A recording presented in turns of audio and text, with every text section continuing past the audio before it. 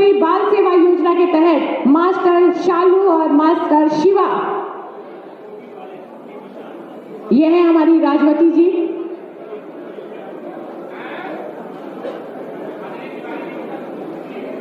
और स्वामी विवेकानंद युवा सशक्तिकरण योजना के तहत श्री निशा आपको स्मार्टफोन देकर सम्मानित किया जाता है। एक बार जोरदार तालियां। मुख्यमंत्री युवा स्वरोजगार योजना के अंतर्गत वित्त पोषण हेतु श्री सौम्य सिंह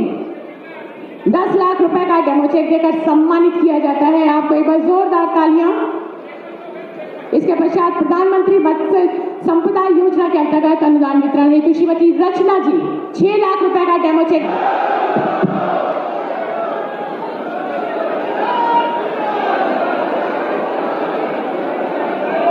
इत्र नगरी कन्नौज में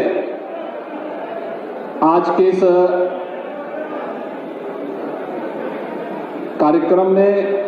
मंच पर उपस्थित प्रदेश सरकार में मेरे मंत्रिमंडल के वरिष्ठ सहयोगी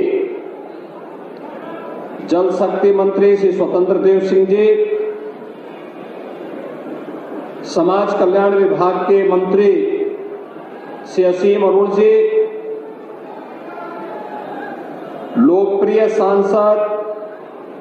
श्री सुब्रत पाठक जी, माननीय सांसद अकबरपुर श्री देवेंद्र सिंह भोले जी, माननीय सांसद कुशीनगर श्री विजय दुबे जी, माननीय विधायक श्रीमती अर्चना पांडे जी, कैलाश सिंह राजपूत जी, भारतीय जनता पार्टी के क्षेत्रीय अध्यक्ष श्री प्रकाश पाल जी, जिला अध्यक्ष श्री वीर सिंह भदौरिया जी, प्रदेश अध्यक्ष अनुसूचित मोर्चा श्री रामचंद्र कन्नौजिया जी, माननीय विधायक श्रीमती पूनम संखवार जी, भारतीय जनता पार्टी के सभी पदाधिकारीगण, जिला पंचायत के अध्यक्षगण, भारी संख्या में आज कन्नौज में यहां पर उपस्थित सभी बहनों और भाइयों, आज यहां पर हम लोग यहां के वरिष्ठ समाज सेवी, उद्योग व्यापार के साथ ऐसे स्वर्गीय ओम प्रकाश पाठक जी को विनम्र श्रद्धांजलि अर्पित करने के लिए उनकी पंचम पुण्यतिथि के अवसर पर एकत्र हुए हैं। मैं इस अवसर पर स्वर्गीय ओम प्रकाश पाठक जी को उनकी सेवा के लिए, उनकी साधना के लिए विनम्र श्रद्धांजलि अर्पित करते हुए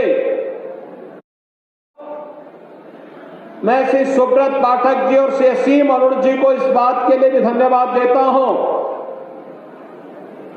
कि उन्होंने भारतीय जनता पार्टी परिवार के एक वरिष्ठ कार्यकर्ता,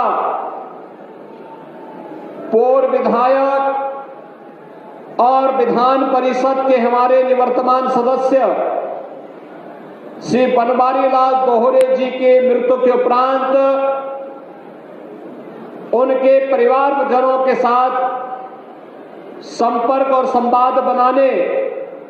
और आज उनसे मेरी मुलाकात करवाने और वहां तक मुझे जाने का अवसर दिया है। मैं इस अवसर पर स्वर्गीय बनवारी लाल दोहरे जी को भी विनम्र श्रद्धांजलि अर्पित करता हूं। भाइयों बहनों, आज जब कन्नौज में आए हैं तो कन्नौज का तो अपना इतिहास रहा है।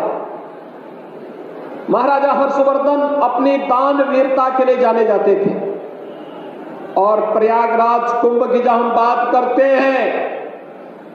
तो महाराजा हर्षवर्धन के बगैर वह सब अधूरा माना जाता है। एक कन्नौज की ही धरती है, मां गंगा की ही कृपा है कि हर्षवर्धन को भी राजा के रूप में स्थापित करने का सौभाग्य कन्नौज की धरती ने दिया और कन्नौज की धरती से उन्होंने देश के अंदर जिस शासन व्यवस्था की नींव रखी थी वह सैकड़ों हजारों वर्ष पहले राम राज्य की अवधारणा को पूरा करता है।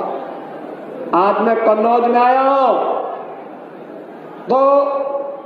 महाराजा हर्षवर्धन के समय से प्रारंभ उस राम राज्य की अवधारणा को आज प्रधानमंत्री मोदी जी के नेतृत्व में जब अयोध्या में 500 वर्षों का इंतजार समाप्त करते हुए प्रभु श्री राम लला की मूर्ति की भव्य प्राण प्रतिष्ठा का कार्यक्रम संपन्न हुआ है, इसके लिए आप सबका मैं अभिनंदन करता हूं, आपको भी बधाई देता हूं। और भाइयों बहनों, मैं आपका आह्वान करता हूं,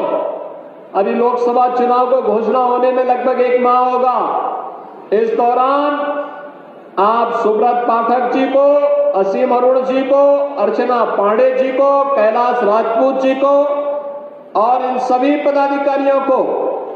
पकड़ करके एक बार अयोध्या में रामलला का दर्शन करने के लिए जरूर आइए। कितने लोग अयोध्या जाना चाहते हैं?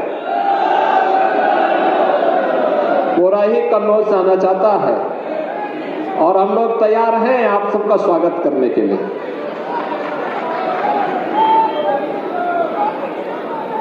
अयोध्या धाम में आपका स्वागत सरकार करेगी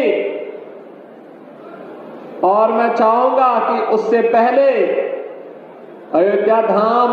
में प्रभु रामलला के आगमन के पहले यहाँ के माननीय सांसद, माननीय विधायकों ने जो प्रयास किया है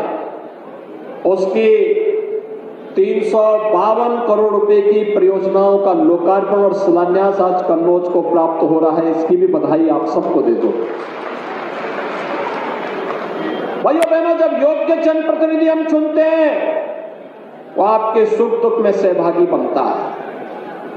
शासन की योजनाओं को आप तक पहुंचाता है। गांव, गरीब, किसान, नौजवान, महिलाएं, समाज का प्रत्येक वर्ग अपने आप को सुरक्षित भी महसूस करता है और प्रफुल्लित भी महसूस करता है। आज यही तो कारण है, अभी कुछ दिन पहले आपने मोदी गारंटी की गाड़ी देखी होगी, गांव-गांव में जाती थी, शासन की योजनाओं का प्रचार प्रसार करती थी, सिचुएशन के 100% लक्ष्य को प्राप्त करने की दिशा में क्या प्रयास प्रारंभ हुआ है इसको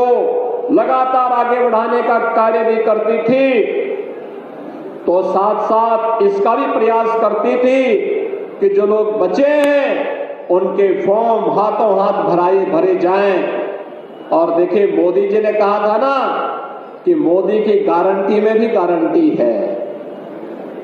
मकान के लिए जिन लोगों ने आवेदन किया था उन सबके मकान की व्यवस्था भारत सरकार ने अपने बजट में इस बार कर दी है। जो 1 फरवरी को भारत सरकार का बजट आया है, इस अंतरिम बजट में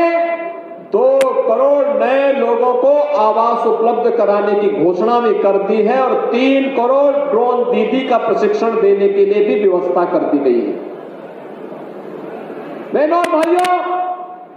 ये सरकार पर निर्भर करता है, लेकिन सरकार जब अच्छे जनप्रतिनिधि चुनती है तो उसके परिणाम भी उसी रूप में हम सबके सामने देखने को मिलते हैं। और आपने अच्छा जनप्रतिनिधि चुना, अच्छा सांसद चुना,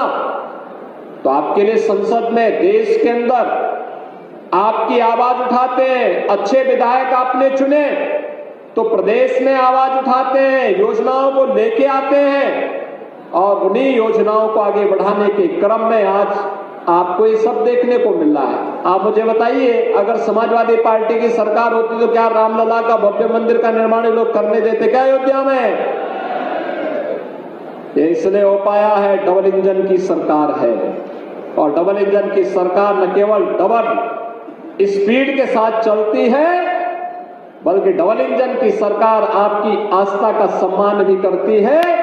और आपको सुरक्षा का बेहतर वातावरण भी देती है। भाइयों बहनों, इसी विश्वास के साथ आज हम सब यहां पर आए हैं। एक विश्वास जिसके लिए यहां पर संघर्ष किया था, पुराने कार्यकर्ताओं ने, स्वर्गीय ओम प्रकाश पाठक जिसके लिए अपने को बलिदान कर दिए, स्वर्गीय बनवारी लाल तोहरे जिसके लिए अपना पूरा जीवन खपा दिए, जिस कन्नौज के लिए से सुब्रत पाठक को अपने युवा साथियों के साथ जेल के अंदर रहना पड़ा था, प्रताड़ना सहनी पड़ी थी, लेकिन इसलिए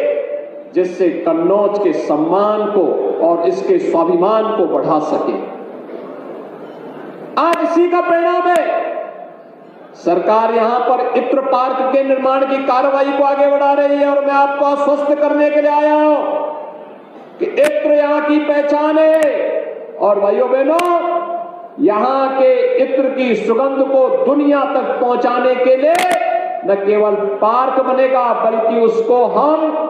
आगे बढ़ाने के लिए जिस भी प्रकार के सहयोग की आवश्यकता होगी, डबल इंजन की सरकार कन्नौज के उद्यमियों के साथ, कन्नौज के उन व्यापारियों के साथ हमेशा खड़ी होगी। भूमि की समस्या का समाधान हो, तकनीक की समस्या का समाधान हो, उसकी पैकेजिंग की समस्या का समाधान हो, या मार्केटिंग का या एक्सपोर्ट का, इन सब में सरकार अपने स्तर पर सहयोग करके इत्र के व्यापार को वैश्विक मंच प्रदान करने का कार्य कन्नौज के माध्यम से अवश्य करेगी। भाइयों बहनों, मैं जब भी यहां आता हूं एक बात जरूर सुनने को मिलता है और मिलता था कि कन्नौज में यहां पर गवर्नमेंट मेडिकल कॉलेज था। गवर्नमेंट मेडिकल कॉलेज बाबा साहब भीमराव अंबेडकर के नाम पे था। भारत के संविधान के शिल्पी बाबा साहब भीमराव अंबेडकर। समाजवादी पार्टी की सरकार को पता नहीं क्या चिढ़ थी इन महापुरुषों से। अयोध्या में भगवान राम का विरोध करते थे तो कन्नौज में बाबा साहब भीमराव अंबेडकर का भी विरोध करते हैं। यानी उनको परिवार के बाहर कुछ भी नहीं दिखाई देता है, अपने परिवार के बाहर सोच ही नहीं सकते। कुछ लोगों की आदत होती है, वोट तो जाति के नाम पे लेते हैं लेकिन काम केवल परिवार के लिए करते हैं, परिवार से बाहर नहीं। लेकिन भाइयों बहनों, हम फिर से आपको आश्वस्त करना चाहते हैं, जो हमारे जनप्रतिनिधियों की भावनाएं हैं, जो यहां पर अभी कहा है, असीम जी ने भी कहा है, सुब्रत जी ने भी कहा है, हमारे अन्य माननीय विधायकगण भी इस बात को कह रहे थे कि बाबा साहब भीमराव अंबेडकर के नाम पर फिर से मेडिकल कॉलेज का नामकरण होना चाहिए। और मैं आपको आश्वस्त करने के लिए आया हूं कि बाबा साहब भीमराव अंबेडकर के नाम पर फिर से जाना जाएगा कन्नौज का मेडिकल कॉलेज। और जो भी सुविधाएं यहां के लिए उपलब्ध करवानी हो, उन अत्याधुनिक सुविधाओं को इसके साथ जोड़ेंगे।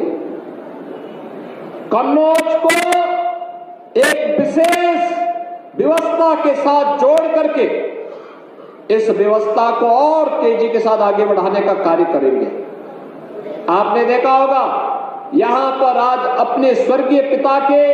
की स्मृतियों को जीवंत बनाए रखने के लिए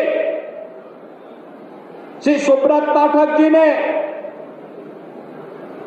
यहां पर दिव्यांग जनों के लिए कृत्रिम अंग उपकरण वितरण के कार्यक्रम को आगे बढ़ाया। 5000 से अधिक यहां पर कृत्रिम अंग उपकरण वितरण के कार्यक्रम संपन्न हुए। बड़ी संख्या में उन लोगों को जिन लोगों ने कभी भी इन सभी चीजों से अपने आप को कहीं ना कहीं वे लोग वंचित थे, लेकिन आज ये सुविधाएं यहां पर उपलब्ध करवाने का कार्य उनके द्वारा उन दिव्यांग जनों के लिए किया गया। दिव्यांगता हो सकता है उसके लिए तात्कालिक समस्या हो, शारीरिक समस्या हो, लेकिन उसको अगर सरकार के द्वारा थोड़ी भी प्रोत्साहन दे दिया जाए तो वह बड़ी से बड़ी उपलब्धि हासिल कर सकता है। भाइयों बहनों, हम तो सब जानते हैं, अगर उपनिषदों में आप देखेंगे तो अनेक ऐसे उदाहरण आपको मिलेंगे जहां पर